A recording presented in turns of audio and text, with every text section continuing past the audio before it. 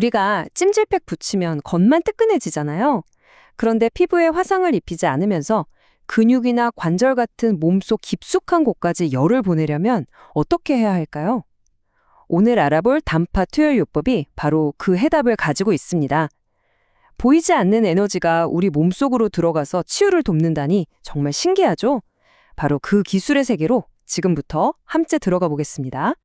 네, 바로 이겁니다. 아니, 상식적으로 눈에 보이지도 않는 게 어떻게 몸속 깊은 곳까지 뚫고 들어가서 열을 만들고 심지어 치료까지 한다는 걸까요? 오늘 그 비밀의 문을 하나씩 열어보죠. 자, 오늘 우리가 함께 따라갈 지도인데요. 우선 이 보이지 않는 파동이 대체 뭔지부터 시작해서요. 열을 만드는 두 가지 핵심 방식을 비교해 볼 거예요. 그리고 이 열이 우리 몸에 어떤 좋은 일을 하는지, 또 누가 쓰면 좋은지, 그리고 마지막으로 제일 중요한 거죠. 안전하게 쓰려면 뭘 조심해야 하는지까지 차근차근 알아보겠습니다. 자, 그럼 첫 번째 이야기부터 시작해 보겠습니다. 보이지 않는 파동으로 치유한다니? 이게 대체 무슨 원리일까요? 쉽게 말해서 이런 거예요. 고주파, 그러니까 아주 빠른 전자기 에너지를 우리 몸속으로 쏴서요. 몸 안에서부터 열이 나게 하는 기술입니다. 뭐랄까, 내부용 핫팩이라고 생각하시면 딱 맞아요. 우리가 보통 쓰는 찜질팩은 피부 겉만 뜨거워지는데 이건 열을 아예 근육이나 관절 속으로 직접 배달해 주는 거죠. 그리고 이 마법의 주문이 뭐냐? 바로 이 숫자입니다. 27.122메가헤르츠. 이게 사실 우리가 매일 듣는 라디오 전파랑 같은 종류거든요. 근데 딱 이 주파수를 사용해서 우리 몸속 조직들이 반응하게 만든 거예요. 진짜 신기하죠? 결국 이 보이지 않는 파동이 우리 몸을 통과하면서 그 안에서 치유의 열을 만들어내는 뭐랄까 핵심 열쇠인 셈입니다. 자, 그럼 이 열을 만들어내는 방법이 딱 한 가지만 있는 건 아니겠죠? 네, 맞아요. 크게 두 가지 길이 있습니다. 지금부터 그 두 길이 어떻게 다른지 한번 따라가 보시죠. 핵심은 바로 전기장, 그리고 자기장입니다. 이 두 가지 힘을 쓰는 건데요. 이게 이름만 들으면 뭐 비슷해 보일 수도 있는데 전혀 아니에요. 마치 망치랑 드라이버처럼 쓰이는 곳이 완전히 다른 두 개의 도구라고 생각하시면 쉽습니다. 그러니까 어떤 조직을 치료할 거냐에 따라서 쓰는 연장이 달라진다 이 말이죠. 자, 그럼 이 두 도구, 전기장과 자기장이 구체적으로 어떻게 다른지 한번 제대로 비교해 볼까요? 여기서부터가 진짜 재밌습니다. 둘 다 목표는 열을 만드는 건데 그 방식이 정말 하늘과 땅 차이거든요. 먼저 전기장 방식. 이건 치료할 부위를 두 개의 판 사이에 넣는 거예요. 말 그대로 샌드위치처럼요. 간단하죠? 반면에 유도장 방식은 자기장을 이용해서 조직 안에 아주 작은 전류 소용돌이를 만들어요. 맴돌이 전류라고 하는데요.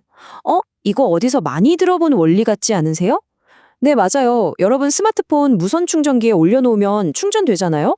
그거랑 거의 똑같은 원리라고 보시면 됩니다.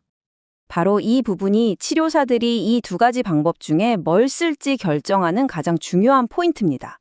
도대체 어떤 조직을 데워야 하는가? 전기장은요, 지방처럼 전기가 잘 안 통하는 저항이 큰 조직을 주로 가열하고요. 반대로 자기장은 물이 많아서 전기가 잘 통하는 근육 같은 조직을 깊숙이 데우는데 아주 그냥 전문가입니다. 그러니까 만약에 허리 깊은 곳, 근육이 아픈 환자랑 피부 바로 밑 지방층에 염증이 생긴 환자가 있다면 당연히 서로 다른 도구를 써야 효과가 있겠죠. 전기장 방식이 진짜 똑똑한 게 뭐냐면요. 이거예요. 치료자가 무슨 복잡한 기계 조작할 필요 없이 그냥 이 판 사이의 간격만 조절하면 열이 들어가는 깊이를 마음대로 조절할 수 있다는 겁니다. 보시는 것처럼 판을 가깝게 하면 열이 피부 가까운 쪽에 생기고 멀리 떨어뜨리면 저 깊은 곳에 열이 집중돼요. 정말 직관적이지 않나요? 반면에 자기장을 쓰는 유도장 방식은 기구가 좀 다르게 생겼어요. 평평한 판이 아니고요. 이렇게 붕대처럼 감는 코일 형태나 아니면 등처럼 넓은 부위에 탁 올려놓는 드럼 형태를 씁니다. 바로 이걸로 강력한 자기장을 만들어서 근육 깊은 곳까지 열을 쫙 전달하는 거죠. 자, 이제 어떻게 열을 만드는지는 대충 감이 오시죠? 그럼 이제 가장 궁금했던 질문으로 넘어가 볼게요. 그래서 이 뜨거운 게 몸속에 들어가면 대체 뭘 해주는데 지금부터 그 놀라운 효과들을 하나씩 알려드리겠습니다. 이 숫자 정말 놀랍지 않나요? 5배에서 10배. 이 신부열 치료를 받으면요, 흉터나 흉줄처럼 뻣뻣하게 굳어있던 조직이 무려 5배에서 10배나 더 부드러워질 수 있대요. 거의 딱딱하게 굳은 걸 말랑말랑하게 만들어주는 마법 같은 효과라고 할 수 있죠. 그러면 우리 몸속에서는 어떤 연쇄 반응이 일어날까요? 우선 열이 들어가니까 혈관이 쫙 넓어지면서 그쪽으로 피가 막 몰려요. 혈액순환이 잘 되니까 뭉쳐있던 근육이 스르륵 풀리겠죠? 거기다가 신진대사 속도가 막 올라가면서 상처 회복도 빨라지고요. 우리 몸의 수비대, 바로 백혈구가 더 활발하게 움직이면서 염증까지 잡아주는 그야말로 일석삼조, 사조의 효과가 나타나는 겁니다.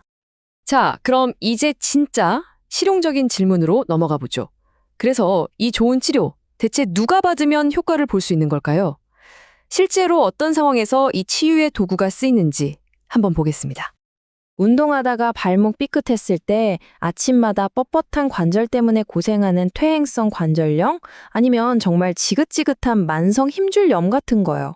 이런 다양한 통증을 줄여주는데 아주 효과적이에요. 심지어 수술 후에 회복 속도를 높이거나 시퍼렇게 든 멍을 빨리 빼는데도 아주 널리 쓰이고 있습니다. 물론 이 치료법이 만능은 아니에요. 장단점이 분명히 있습니다. 가장 큰 장점은 뭐니 해도 다른 어떤 온열 치료보다 훨씬 깊숙이 그리고 환자가 정말 편안하게 열을 전달할 수 있다는 점이죠. 하지만 단점도 아주 명확합니다. 몸속 온도를 정확하게 잴 수가 없어요. 그래서 자칫 잘못하면 겉은 멀쩡한데 몸속 깊은 곳에서 화상을 입을 수도 있는 위험이 분명히 있다는 거죠. 그래서 마지막 순서, 하지만 어쩌면 오늘 얘기 중에 가장 중요한 부분일 수도 있겠습니다. 바로 안전수칙입니다. 이 강력한 치유의 도구가 독이 아니라 약이 되려면 뭘 조심해야 할까요? 다른 건 다 잊어버려도 이것 하나만은 꼭 기억하셔야 합니다. 바로 금속입니다, 금속. 몸 안에 금속 임플란트가 있거나 아니면 그냥 시계나 목걸이 같은 액세서리를 한 채로 이 치료를 받는다? 그럼 그 전자기 에너지가 금속 주변으로 미친 듯이 집중되면서 주변 조직을 그냥 태워버릴 수가 있어요. 이건 정말 위험한 일입니다. 그래서 지금 보시는 이런 경우에 해당되는 분들은 이 치료를 절대로 받으시면 안 됩니다. 몸속에 금속 장치가 있는 분들은 말할 것도 없고요. 암세포를 자극할 위험이 있어서 암이 있는 부위나 또 태아에게 어떤 영향을 줄지 모르니 임산부도 절대 안 됩니다. 그리고 뜨거운 걸 잘 못 느끼는 분들도 위험하겠죠? 화상을 입고 있는데도 본인은 모를 수 있으니까요. 언제나 안전이 최우선입니다. 이 기술이 개발된 게 벌써 거의 100년 전이라고 해요. 보이지 않는 에너지가 우리 몸을 치유할 수 있다는 걸 보여준 어떻게 보면 첫걸음이었단 셈이죠. 오늘 우리가 함께 살펴본 이 원리를 바탕으로 과연 미래에는 또 얼마나 더 놀라운 기술들이 우리 몸속 깊은 곳의 문제들을 해결해 줄까요? 다음 세대의 신부 치유 기술은 어떤 모습일지 상상만 해도 정말 흥미롭지 않으세요?